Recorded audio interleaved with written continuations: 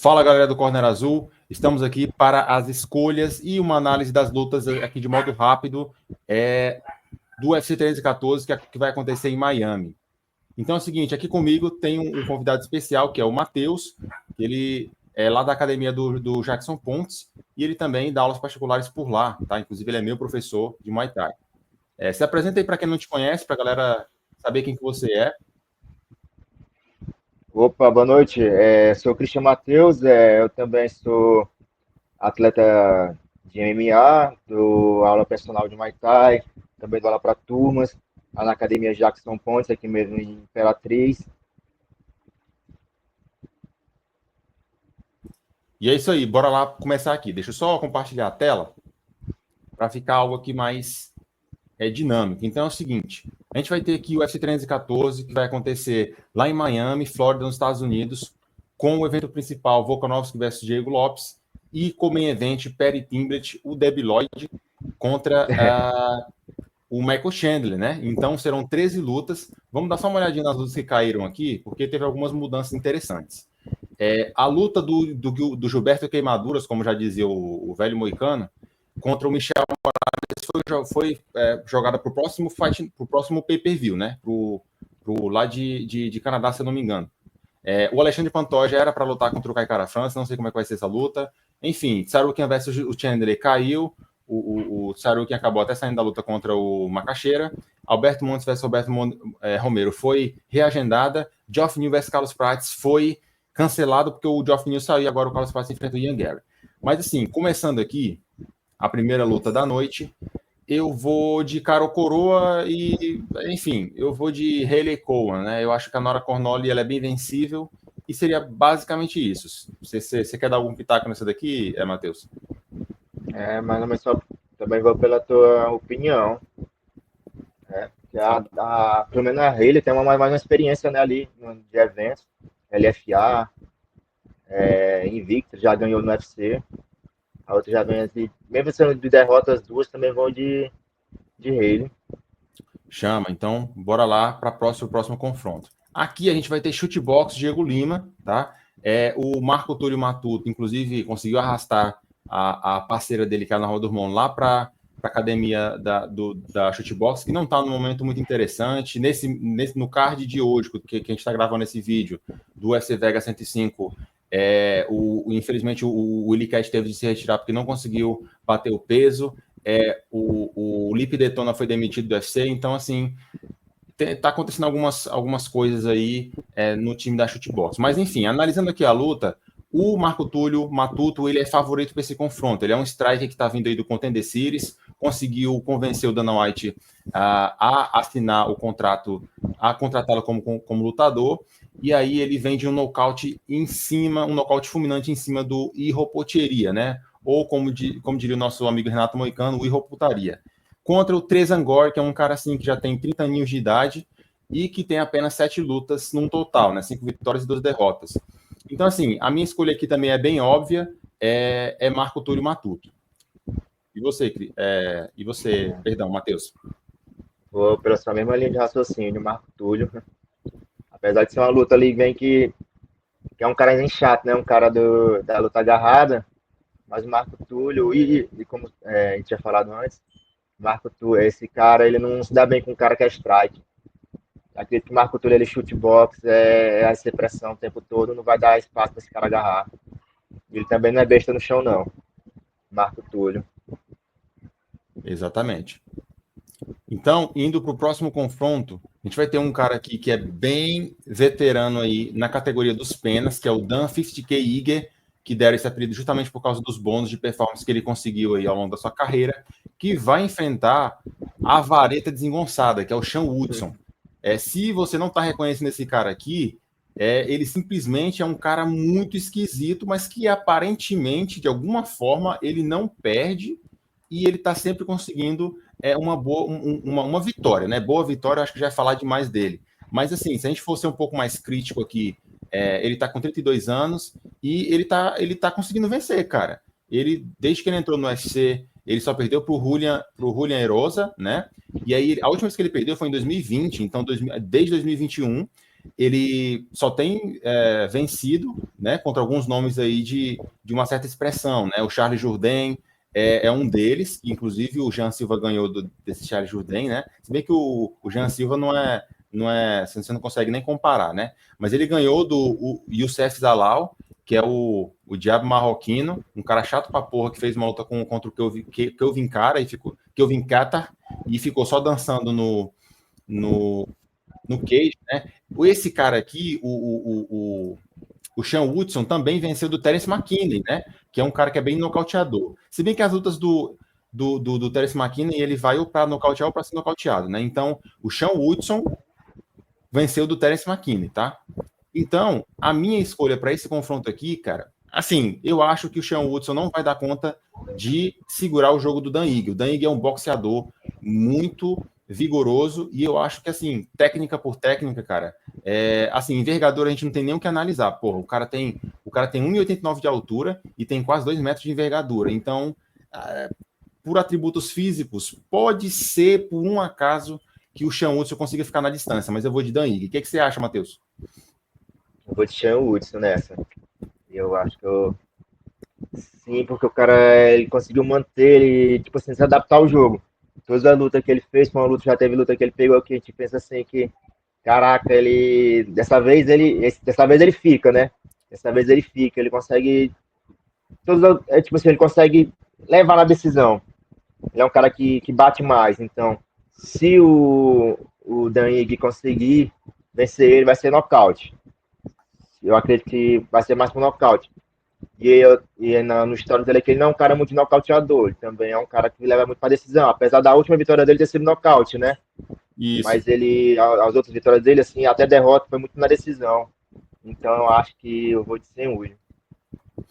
Então, apesar de que a gente discordou, mas aí ele deixou os argumentos dele e eu deixei os meus. Então, assim, realmente é muito válido, cara, porque esse cara aqui, ele pode não ser aquele lutador mais plástico, de movimentos plásticos, né? Mas, pô, para peso peno, velho, com essa envergadura, com essa carcaça aqui, pelo amor de Deus, se esse cara continuar vencendo desse jeito, ele vai jantar todo mundo na categoria, porque, meu Deus do céu, lembrando que o Dan Ige, eu não preciso nem falar, né, dos gabaritos dele aqui, das vitórias dele, mas ele tá vindo de derrota pro próprio Diego Lopes, e ele ainda conseguiu perder pro Lerone Murphy, que tá fazendo a Fight Night hoje, mas assim, são dois caras aqui duríssimos e bem embaçados, né? Ele também perdeu pro Bryce Mitchell e tem um cartelzinho ali um pouco negativo nos anos de 2021 e 2022, né? Perdeu pro Moisés Loeb, Josh Emmett, mas enfim, só o creme de la creme, a nata aqui, né? Dessa divisão. Mas, passando para o próximo confronto, a gente tem aqui Cedric Dumas versus Mihail Oleksiejczuk. Seguinte, esse cara aqui, ele foi o último cara que teve a permissão de treinar com os Fight Nerds, né? Tava vendo uma entrevista com o próprio Jean Lord Silva, ele falou que o Pablo Sucupira não está aceitando mais nenhum atleta, porque ele quer focar em tornar os atletas que ele já está com eles no UFC, em tornar eles campeões. Vai ser uma luta, uma peleja na divisão dos pesos médios. O Cedric Dumas, ele é um cara que está aqui com uma vantagem enorme em relação à envergadura e na altura também, né? Em relação de atributos físicos por si só, a gente tem uma vantagem do Cedric Dumas. O Mihail tá vindo de uma fase bem ruim, cara. Ele perdeu pro Kevin Holland, né?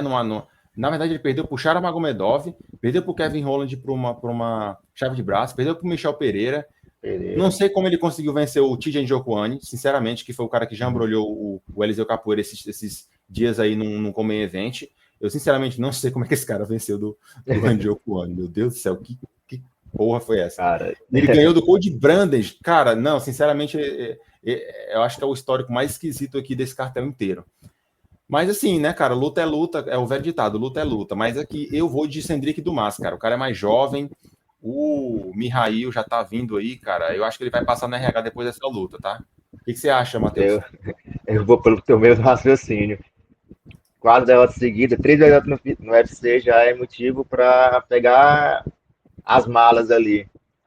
Aí, Passando uma 4 derrota aí já. Ele vai lutar, ele talvez vai entregar uma luta boa. Porque se ele perder essa, ele não tem mais uma segunda chance aí. Eu acho que ele só segurou esse tempo todo na organização, porque perdendo ou ganhando, ele sempre entrega, né, cara? Então, eu acho que O UFC ele dá mais valor pro cara que vai mesmo e toca o F, né? Mas eu acho que aqui vai dar. Pode falar.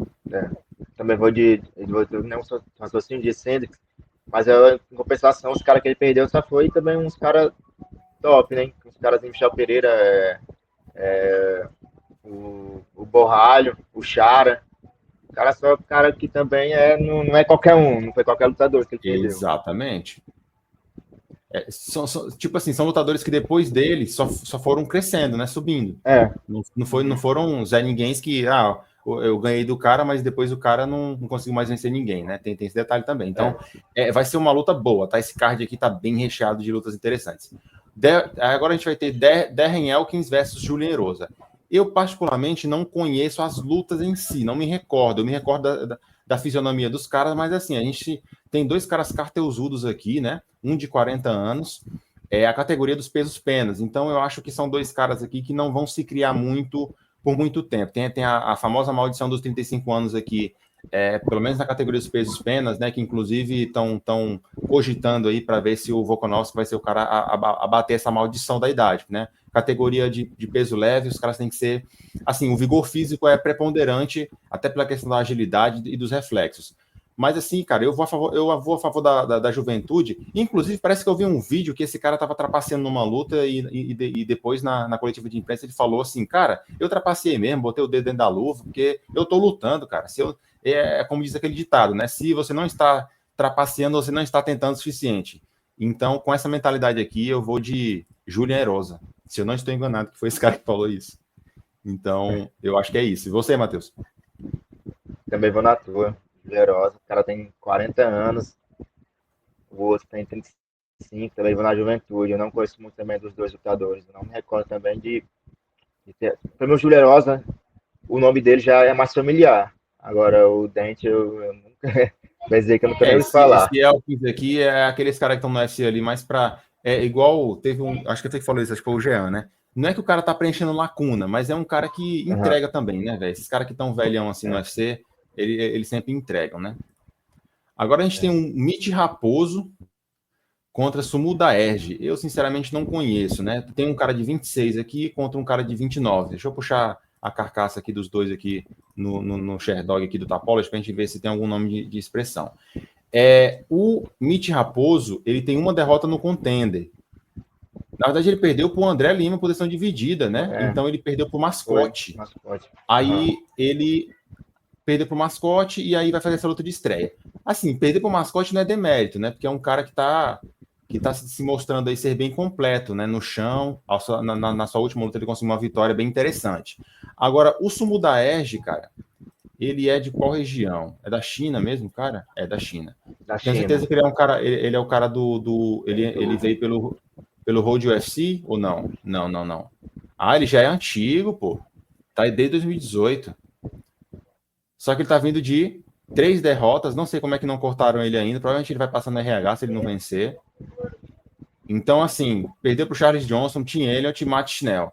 Se eu não me engano, cara, esses 3 nomes aqui também não são brincadeira não, né? Mas, cara, eu acho que é questão de fase, né? Igual tem gente que fala assim, né? Que a confiança, às vezes, ela é mais importante do que a habilidade. Então, o cara que tá... Se bem que ele é novo, né, cara? 29 anos. Mas aqui eu vou escolher a favor da juventude, eu vou de Estados Unidos aqui nesse confronto, cara. Eu acho que esse garoto de 26 anos tem muito mais a oferecer em relação a uma fase da Águia Tibetana. Então eu vou de Mitch Raposo. O que você acha, Matheus? São nomes assim meio desconhecidos, né? Mitch Raposo, também vou de Mitch Raposo. Eu pensei até que ele ia... não tá sendo contra o brasileiro, mas eu pensei que ele ia conseguir vencer o André Mascote naquela luta. Mas o André Mascote também mostrou muita experiência, né? Ele veio fazendo muitas lutas, assim, tipo, meio que cozinhando, mas na hora que ele chegou nessa luta, ele entregou muito. Eu fiquei até naquela apreensão de, caraca, já assisti umas 2 lutas dele, de outro evento, também no Contender. Eu assisti a do Contender dele, e ele perdeu, inclusive, né? Lá, a única derrota dele. Mas ele é um cara que entrega muito, é um cara que, tipo assim, ele não vai cansar, perder ele por cansaço. Ele vai sempre em busca do nocaute. Ele vai sempre andar pra frente em busca do nocaute. Também eu vou admitir o Raposo. É isso aí, é isso aí. No próximo confronto, a gente vai ter um confronto de gerações aqui na categoria dos pesos leves, né? A gente tem o Chase Hooper, de 25 aninhos, cara, 25 aninhos, contra o Jim fucking Miller, que é o cara mais brabo aí. O cara simplesmente lutou, se eu não me engano, foi no UFC 100, 200 e 300. O cara é uma lenda, né? É o Jim Miller, o E10. Então aqui não tem, é um no-brainer, né? Não tem nem o que escolher aqui, velho. O cara tem que ir de Chase Hooper. É claro que luta é luta. O Jim Miller não é um cara bem versátil, ele é um cara completinho, né? É um cara que pode surpreender nessa luta. Infelizmente, se eu não me engano, ele tá vindo de derrota para o próprio Bob Green lá no UFC 300. Vamos ver se ele fez outra luta antes. Não, ele fez uma luta antes com Damon Jackson. Antes disso, ele perdeu para o King Green, o Bob Green, que foi jambrado pelo Maurício Ruff aí nesses tempos, recente agora, e antes disso ele estava numa sequência de duas vitórias, perdão. Então, a gente tem o Chase Hooper, que é um cara que aparentemente ele tem essa carinha de menino aí, que é criado com leite, de cheira leite, né, de leite com pera, mas o cara luta pra porra, ele simplesmente ganhou do Borchev, cara, que é um campeão de Muay Thai aí duríssimo, de muito casca grossa. Ele deixou o cara todo cheio de hematoma, né? Cheio de galo na testa. Simplesmente o cara também ele tá se mostrando como ser um guerreiro, e ele tá aproveitando essa boa fase, tá construindo uma carreira boa no UFC para conseguir lutas boas. Ele ganhou do Clay Guida por chave de braço, o cara é muito liso no chão, e aparentemente ele tá melhorando o jogo dele no strike. Então eu vou de Chase Hooper a favor da juventude, né? Como sempre, para ser mais conservador. E o que você acha, Matheus? Eu vou igual você. Chase Hooper. Cara, ele finaliza. A única luta que ele tem que ir por decisão é só contra o Nick Fury. O resto dele finalizou e finaliza rápido, porque questão de primeiro round ou em 3 minutos. A outra vitória dele foi em 3 minutos do segundo round. Cara, ele é um grande finalizador. Ele tem só uma por decisão, né? A única derrota que ele teve foi o Steve Garcia. Também vou dele. Também aposto nele. Isso aí. Chama. Agora a gente vai ter um confronto aqui das meninas, né, no peso palha, né? Strawweight. E aqui quando a gente tá falando de top 5, né? O pessoal aí não gosta muito das lutas femininas, mas quando a gente tá falando de top 5, cara, são lutas bem interessantes, né? Tem a Virna Jandiroba aqui, a Carcará, que tá com 36 aninhos de idade, que vai pegar a Yan Xiaonan, né? Que é a chinesa que já foi, infelizmente ela bateu e voltou, né? Na disputa pelo cinturão com a Zhang Weili, que é a rainha dessa categoria. Então é o seguinte, cara, habilidade por habilidade, infelizmente eu não vou ser Brasil nesse confronto. Eu enxergo a Xiaonan Yan mais completa no striking. Só que assim, se a Virna Jandiroba conseguir impor o jogo dela de grappling, ela tem chance. Eu acho que é uma luta ali 60-40 para a chinesa. Inclusive a chinesa está vindo de uma vitória em cima da Tabata Rishi, a Baby Shark. Eu lembro de assistir esse Fight Night aqui, que foi lá em Tampa.